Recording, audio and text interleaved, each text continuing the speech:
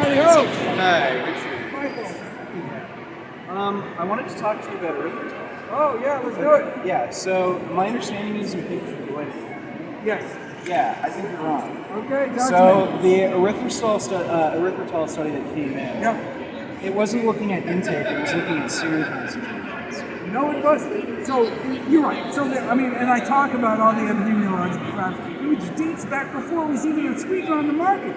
So, obviously, it wasn't exogenous, it was all endogenous. And so, in fact, I did a video. Did you see my video about it? I did a video just trashing all those studies. But then they did the interventional study.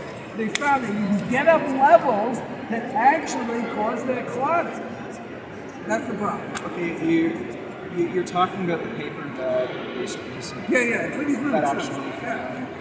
And that was looking at intake? So it was a threefold study, right? So there's an animal component, there's a human component, and then the epidemiology. And I agree, epidemiology is crap. I mean, in that particular sense. The observational evidence can't tell because it wasn't even sweetener data, right? It was beforehand. It's amazing. So I did a video about that. But it was the interventional stuff that really just like, oh shit, okay. Okay, so you're telling me with the intervention study they were able to induce clotting? So they were able to raise the levels of erythritol in their blood to the level which clotted in vitro. Okay, well, in vitro, in vivo, you can actually induce clotting. Yeah. Okay, in what? Did you read that study? In an animal model? No, so they did have an animal model, so that was their in vivo, and they also did an in vitro, where they just took human blood and showed the increased clotting at the level of concentration. And they took volunteers, had them removed, and measured how much erythritol is in their blood, and found that you can reach those levels that cause the clotting in human blood. That's not good.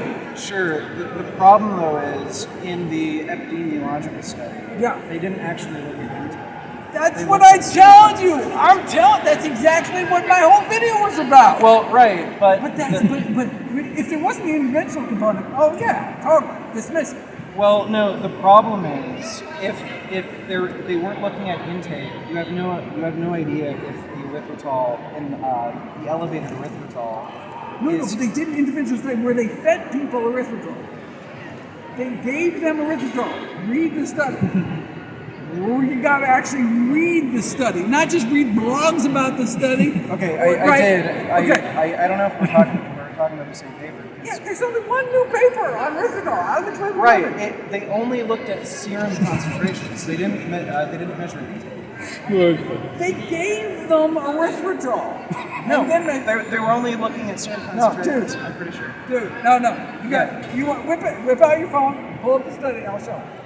One of the larger vegan YouTube channels. I did not. That's awesome. Vegan Gains, 300,000. So you guys should have a proper debate on erythritol.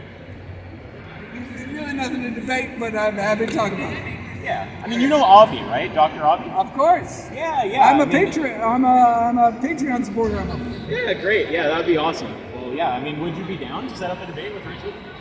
About erythritol? Yeah. There's nothing to debate, dude. Oh, I mean, have you ever disagreed? Okay, well, no, I mean, it just, if you reread the study and still think there's a problem, then we'll talk. Okay, sure. All right, but I think you'll be like, oh shit, there it is. Okay.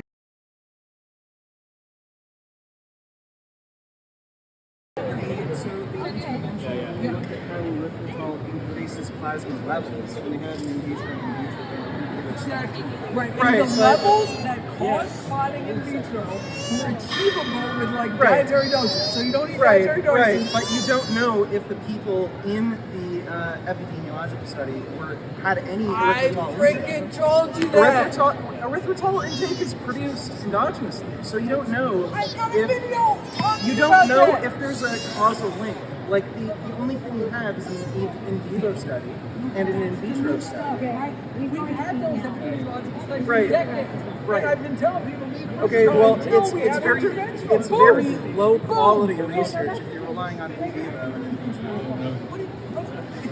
What do you think? I mean, so you're saying that just because you can induce clotting in Petri dish Right. or in another animal. Right. That doesn't mean that in a human body, just because you have elevated levels, that's going to cause clotting. But I mean, at that level, it causes, it accelerates clotting at that level. So do you want that level? in You your don't know if bloodstream? it does. Yes, it shows. You that don't it does that. know if it does. No, you know it In does in a vitro. petri dish.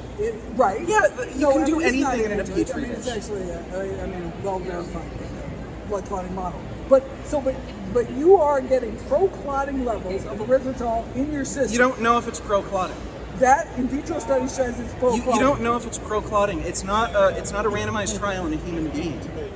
It's just a petri dish. Pro-clotting studies. I mean, so Well, wait. You In wanna do an the RCT? epidemiological, well, you can. to give people clots? Well, no, you don't know if it would induce clotting. Well, you would. I mean, you could. Yeah. Let's Well, not do there- that. well, there are people who are Let's taking not do erythritol. that. Right? Erythritol is considered safe to consume anyway, so it would be able to pass an ethics board just fine. To randomize after that study came out, I don't think so. Oh, I think so. And No. again, you don't know if the people in the study got those erythritol levels through intake. It could have been produced endogenously. No, they just gave them. No, not in the epidemiological study. They only looked at circulating levels. That's what I'm saying. No, they only looked at circulating levels, so you don't know if it was through intake. Dude, and you don't know if quoting my video. you don't know if the event risk, the increased events, was due to the erythritol. You're talking about people who were 100%. you were talking about I people who agree were with you. overweight, had heart disease, Dude, diabetic. you're quoting from my video. You're trashing talking- epidemiology. Not, what are you talking about? Then you're just making assumptions based on the in vitro study and the in vivo experience. Damn right I am, of course. That's crazy. Crazy. You can induce clotting with plenty of different things and see weird things happen in a petri dish. Doesn't mean you're going to actually. It's not like they tripped. No. Okay, tell me if erythritol was so dangerous and induced clotting like this, how has this never been detected before? It would have been detected before. You're talking about an extremely sick. You're talking about an extremely sick population. You don't even know their levels of intake of erythritol. You're arguing against someone who. My point is, there's no way to know if it's causal. You have no way to know if there's a causal relationship. Of course. You can't establish that with in vitro and in vivo experiments either. Of course. But look. Then why are you making a recommendation? Dude. Okay, there's really no reason to be precautionary. When you're talking about extremely sick populations, Well, what? Extremely sick populations.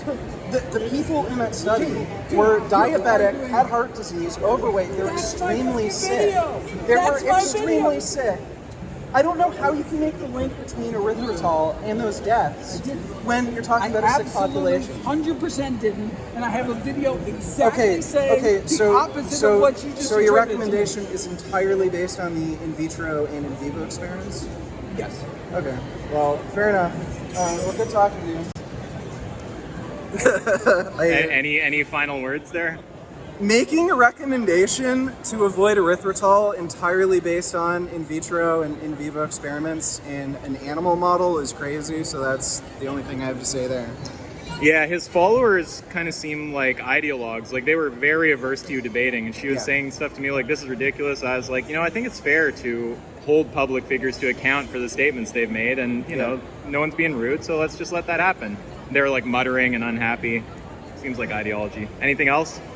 No, not really anything else to say. Just whatever.